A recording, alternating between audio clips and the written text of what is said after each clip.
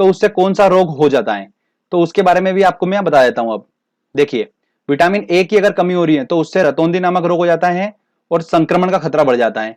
रतौंधी नामक रोग जो होता है वो होता है मतलब नाइट ब्लाइंडनेस, मतलब रात का जो अंधापन होता है वो हो जाता है विटामिन ए की कमी से। आंखों को जो रोग होता है वो विटामिन ए की कमी से होता है। और एक बात और ध्यान रखिए कि ये सारे विटामिन जो होता है वो थोड़ी थोड़ी मात्रा में पाए जाते हैं दूध और हरी सब्जियों में। क्लियर, ध्यान रखिएगा, दूध और हरी सब्जियों में थोड़ी थोड़ी मात्रा में ऑलमोस्ट विटामिन जो होते हैं वो पाए जाते हैं। और विटामिन ए की बात करते हैं, पर्टिकुलर जो एग्जाम में क्वेश्चन पूछते हैं वो पूछते हैं कि विटामिन ए जो होता है वो किस में प्रचुर मात्रा में पाया जाता है, तो वो गाजर में पाया जाता है। गाजर में विटामिन ए जो होता है वो प्रचुर मात्रा में पाया जाता है, ये ध्यान रखिएगा, वेरी इंपॉर्टेंट क्वेश्चन है। अगला बात आता है कि विटामिन बी की कमी से कौन सा रोग हो जाता है, तो वो हो जाता है बेरी बेरी। ठीक है, तो इसको हम ऐसे ध्यान रख सकते हैं कि थाइमिन है, तो थाइमिन मतलब थाईलैंड, थाईलैंड में क्या होता है मसाज होती है, तो वो हम बार बार कराते हैं, तो बार बार से बेरी बेरी। ठीक है, उससे भी आप ध्यान रख सकते हो। अगला आता है विटामिन सी। विटामिन सी की कमी से कौन सा रोग हो जाता है, स्कर्वी और मसूड़ों का फूलना, ये रोग हो जाता है विटामिन सी की कमी से। और ध्यान रखिए विटामिन सी जो होता है वो प्रचुर मात्रा में होता है खट्टे फलों में, जैसे आंवला, इन सब में विटामिन सी जो होता है वो अच्छी मात्रा में पाया जाता है। विटामिन डी की बात करते हैं तो विटामिन डी की कमी से हो जाता है रिकेट्स नामक रोग, ये बच्चों में होता है, इसमें जो अस्थियां होती हैं वो मुड़ जाती हैं। ठीक है, विटामिन डी जो होता है वो विटामिन डी किससे प्राप्त होता है, सनलाइट से प्राप्त होता है, धूप से प्राप्त होता है।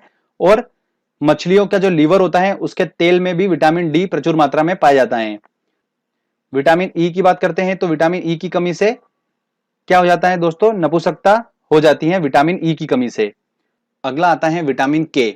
विटामिन के की कमी से क्या होता है, रक्त का थक्का न बनना।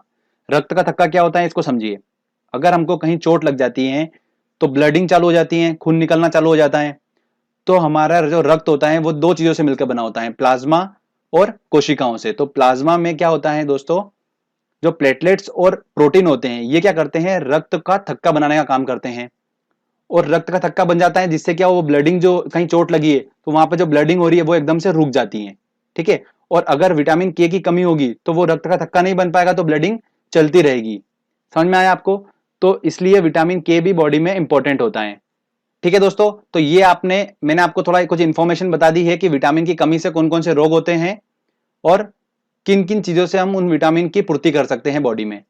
तो जो आपको पॉइंट्स बताए हैं इन्हीं पॉइंट्स में से घुमा फिरा के क्वेश्चन पूछते हैं। क्लियर दोस्तों, अब आगे हम बात करते हैं कि कौन से विटामिन जल में घुलनशील होते हैं और कौन से विटामिन वसा में घुलनशील होते हैं। काफी इंपॉर्टेंट है ये और काफी क्वेश्चन बनते हैं, तो ट्रिक के माध्यम से आपको बताऊंगा।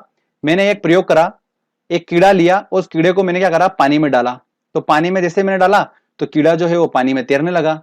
ठीक है भैया, फिर मैंने कीड़े को लिया और क्या करा, वसा में डाला, तो जैसे ही मैंने कीड़े को वसा में डाला तो देखिए आप, कीड़ा एकदम से वसा में घुल गया अंदर। तो इससे क्या बात हुई कि कीड़ा वसा में घुल जाता है। और कीड़े का मतलब क्या है, देखिए के ई डी ए, कीड़ा, मतलब विटामिन के, ई, डी और ए, ये सभी जो विटामिन है ये वसा में घुलनशील हैं। और बचे हुए कौन से हैं, बी और सी, यही दो विटामिन है जो पानी में घुलनशील हैं। और इन्हीं में से क्वेश्चंस एग्जाम में बनता है, तो ध्यान रखिएगा, एसएससी में काफी क्वेश्चन पूछे जाते हैं इस टॉपिक से, तो आप इस ट्रिक के माध्यम से आसानी से सॉल्व कर लेंगे। तो ये बात क्लियर हो गई कि विटामिन के, ई, डी, ए जो है ये वसा में घुलनशील हैं।